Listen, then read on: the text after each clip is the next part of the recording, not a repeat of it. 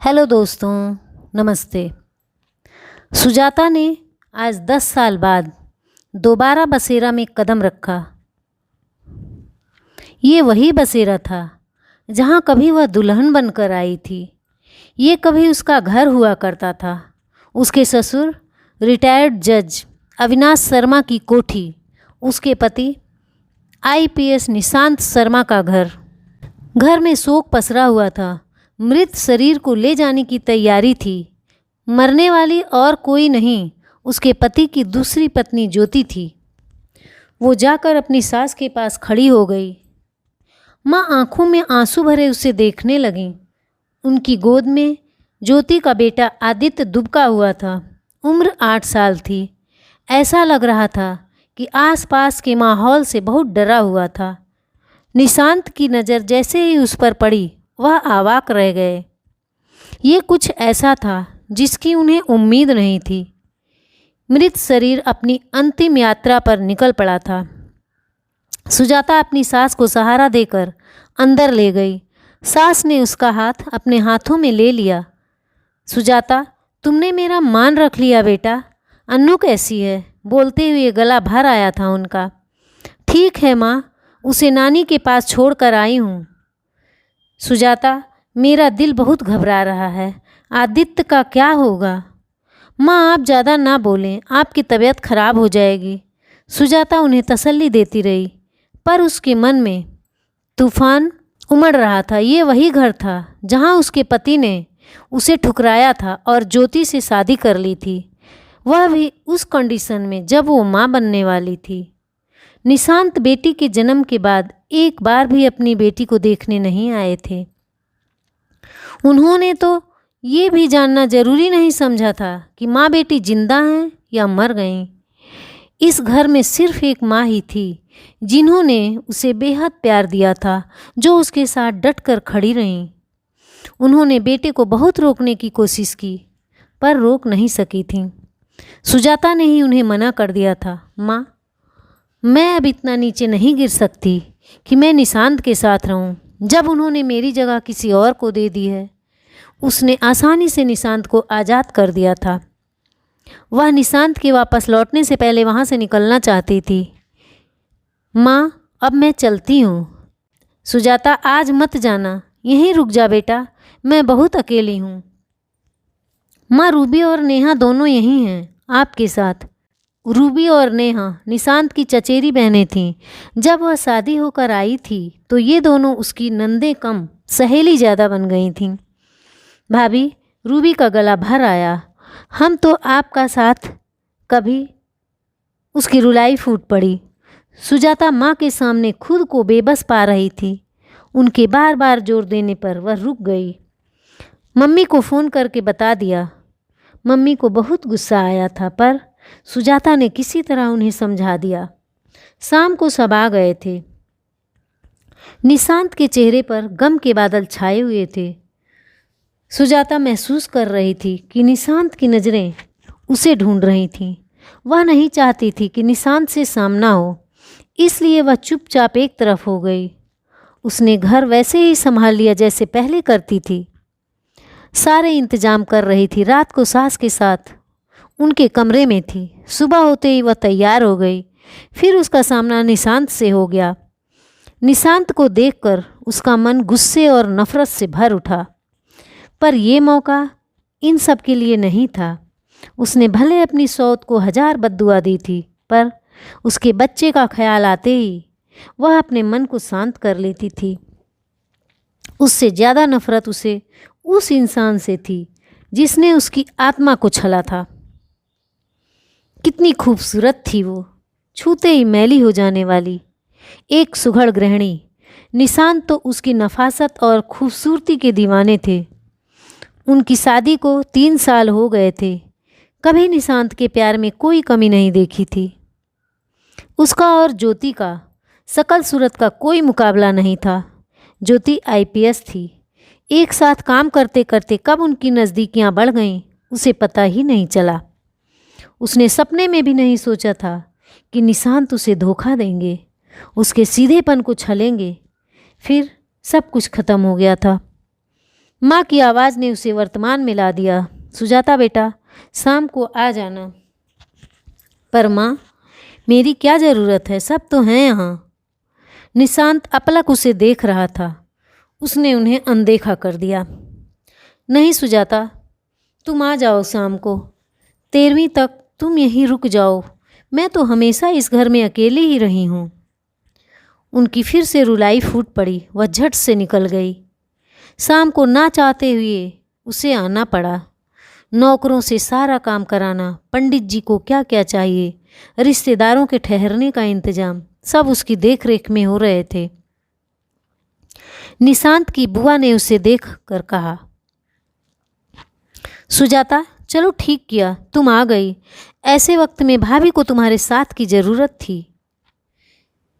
हाँ, ज्योति की माँ की आंखों में वो जरूर खटक रही थी।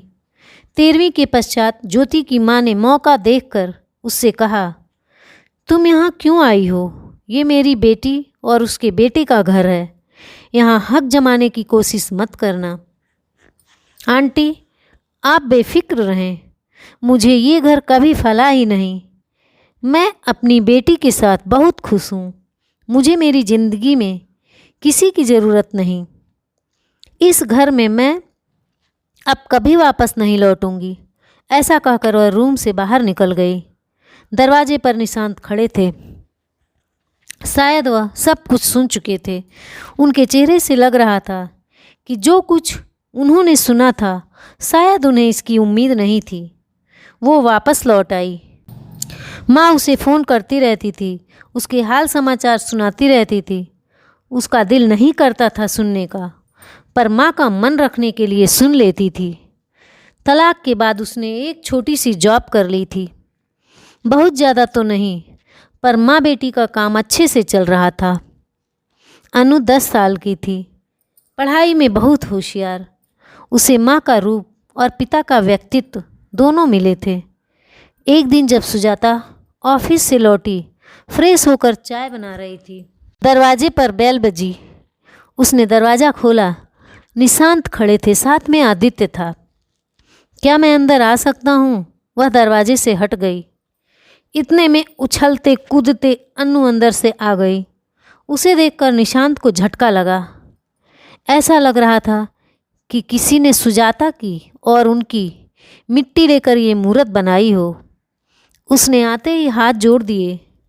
दमकता चेहरा, बड़ी बड़ी आँखें और होंठ बिल्कुल माँ जैसे, काले बाल, नाक तो बिल्कुल उनके जैसे तीखी थी।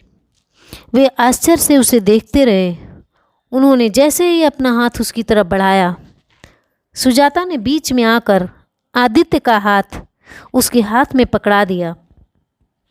बेटे, ये आदित्य है, अंकल का बेटा। कहते हुए उसने निशांत की तरफ देखा। जाओ, जाकर खेलो। बच्चे बाहर खेलने लगे। कुछ देर तक खामोशी छाई रही। निशांत ने चुप्पी तोड़ी। मैं बाप हूँ उसका, अंकल नहीं। बेटी है वो मेरी। आवाज़ में तड़प थी। आज 10 साल बाद याद आया कि एक बेटी भी है आपकी। जब मुझे उस घर से निकाला गया था, 4 महीने की प्रेग्नेंट थी मैं। क्या कभी पलट कर देखने की कोशिश की कि हम किस हाल में जी रहे हैं? अब हम दोनों की ज़िंदगी पर आपका कोई हक नहीं, न हमारी ज़िंदगी में आपकी कोई ज़रूरत है, न हमारी ज़िंदगी में आपकी कोई ज़रूरत है। उसका खूबसूरत चेहरा गुस्से से लाल हो गया था। आज भी गुस्से में उतनी ही खूबसूरत लगती हो, बिल्कुल पहले जैसे। कुछ भी नहीं बदला। निशांत ने मुस्कुराने की कोशिश की थी और आगे बढ़कर उसका हाथ थाम लिया था। बच्चों को माँ और बाप दोनों की ज़रूरत होती है सुजाता। सुजाता ने अपना हाथ छुड़ा लिया। वह सिहर उठी। नहीं नहीं, अपने अपवित्र हाथों से मुझे छूने की कोशिश मत कीजिए। इन्हीं हाथों से आपने उसे छुआ था। मेरे शरीर को नहीं छू सकते। खबरदार, जो मुझे छूने की कोशिश की। उसने अपनी साड़ी अपने इर्द गिर्द लपेट ली। वह गुस्से से कांप रही थी। घिन आती है मुझे आपसे। वह सोफे पर बैठ गई। निशांत घबरा कर पीछे हट गए। उन्होंने हाथ जोड़ लिए, गिड़गिड़ा कर बोले, प्लीज़ सुजाता, मुझे एक मौका दे दो। अब कोई गलती नहीं करूँगा। मैंने बहुत गलत किया है, एक बार माफ़ कर सकोगी मुझे? IPS Nishant Sharma, handsome, rice खानदान से, उसके लिए लड़कियों की कमी नहीं है। सिर के बल दौड़े चले आएंगे लोग। पर आप गलत जगह दांव खेल रहे हैं सर। यहाँ आप कभी नहीं जीत पाएंगे। आपकी बीवी मर गई, तब आपको मेरी और अपनी बेटी की याद आई। निशांत का गला अवरुद्ध हो गया। बहुत बड़ा गुनाह किया था, माफ़ी मांगना चाहता था, पर तुम्हारा सामना करने की हिम्मत नहीं जुटा सका। सुजाता का स्वर तेज हो उठा, ये सब झूठ है। अब आप मुझे अपने झूठ के जाल में और नहीं फंसा सकते। इन 10 सालों में बहुत कुछ बदल गया है निशांत। मैंने सही गलत में फ़र्क करना सीख लिया है। आपके लिए कोई कमी नहीं है। अब किसी बड़े ख़ानदान की या कोई अफसर लड़की देखकर शादी कीजिए। सुजाता कभी नहीं लौटेगी निशांत। तुमने दोबारा शादी क्यों नहीं की? इसलिए कि तुम मुझसे अब भी प्यार करती हो। कभी भूल पाई हो मुझे और मेरे प्यार को? सही कहा आपने निशांत, मैं कभी नहीं भूल पाई आपको, आपके दिए धोखे को। सुजाता हंस पड़ी। सही कहा आपने, प्यार मैंने शादी के बाद किया था, वो भी सिर्फ आपसे, एक धोखेबाज आदमी से, जिसने मुझे ज़िंदगी का सबसे बड़ा सबक सिखा दिया। पर जानते हैं निशांत, मेरे दिल में आपके लिए अब कुछ भी नहीं है, ना प्यार ना नफ़रत। मैंने आपको माफ़ कर दिया अन्नू के लिए। अन्नू में आपका अंश है, इसलिए। अब वह सौदेबाजी पर उतर आए थे। हमेशा ऐसा ही तो किया था उन्होंने उसके साथ। अन्नू मेरी बेटी है, मैं जब चाहूँ कोर्ट से उसकी कस्टडी ले सकता हूँ। तुम अन्नू को खो दोगी। सुजाता का चेहरा निर्विकार था। ले जाइए, आपको कोर्ट कचहरी की ज़रूरत नहीं पड़ेगी। अनु मेरी कमजोरी नहीं, ताकत है। आपने तो केवल छीनना ही सीखा है, पर आप अन्नू को मोहरा बनाकर मुझे हासिल नहीं कर सकते। उसने देखा, निशांत की आंखों में आंसू आ गए थे। जिस इंसान ने केवल रुलाना सीखा था, आज वो खुद रो रहा था। उसने निशांत के चेहरे पर हार देखी थी। उसकी आंखों में सुकून उतर आया था। आज उसने अपने साथ हुई नाइंसाफ़ी का हिसाब बराबर कर दिया था। बच्चे खेलकर अंदर आ चुके थे। निशांत अन्नू को प्यार करना चाहते थे। सुजाता को वापस उसी तरह से अपनी बाहों में बांधना चाहते थे। उसके साथ वही 10 साल पहले वाला निशांत बनना चाहते थे, जब वह उसकी हर सांस पर अपना हक समझते थे।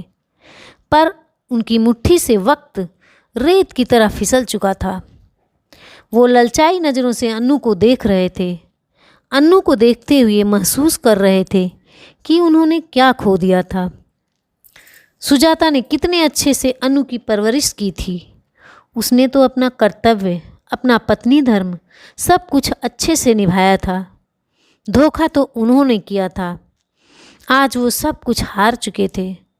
सुजाता ने आदित्य का माथा चूमा और उसे बाहों में भर लिया।